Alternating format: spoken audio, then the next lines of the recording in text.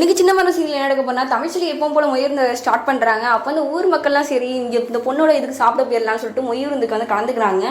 சரி தமிழ்ச்செடிக்கு ரொம்ப சந்தோஷமா இருக்கு. அவங்க அம்மா அப்பாக்கெல்லாம் ரொம்ப சந்தோஷமா இருக்கு. எல்லாருக்கும் பரிமாறிட்டு இருக்காங்க.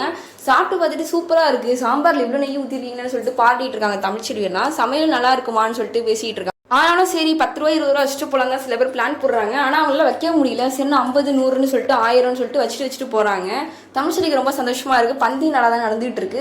அப்பெல்லாம் சாப்பிட்டு முடிச்சுட்டு எந்திரிக்கிறாங்க. எந்திரிச்சு பார்த்துட்டு ஒரு இலையா தமிழ்ச்செடி எடுக்கிறாங்க. பார்த்தா நிறைய பேர் நிறைய காசு வச்சிருக்காங்க. நாங்கள் 6 பேர் சாப்பிட்டோமா, அதனால 3000ன்னு சொல்லிட்டு தமிழ்ச்செடி கையில கொடுத்துட்டுலாம் போறாங்க. சாப்பாடு நல்லா இருக்குமா, ஹோட்டலில் சாப்பிட்டா கூட அந்த டேஸ்ட்டுக்கு வந்திருக்காது அப்படிலாம் சொல்லி பாராட்டுறாங்க. ராஜாங்க ஃபேமிலி கூட அங்கே வந்து போல ரிலேட்டிவ் வீடு பக்கத்துல இருக்குன்னு சொல்லிட்டு அங்கேயே தங்கிட்டாங்க எல்லாரும்.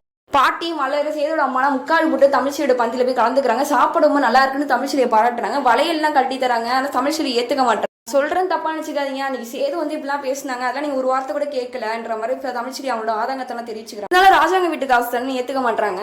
மலர்றது ராஜாங்க வீட்டுல சேர்த்து வச்ச காசு தான், இது நீ ஏத்துக்க அக்காவா நினைச்சுனான்னு சொல்லிட்டு தமிழ்ச்செடி எப்படி எடுத்து நினைக்கிற வீடியோ லைக் போடுங்க.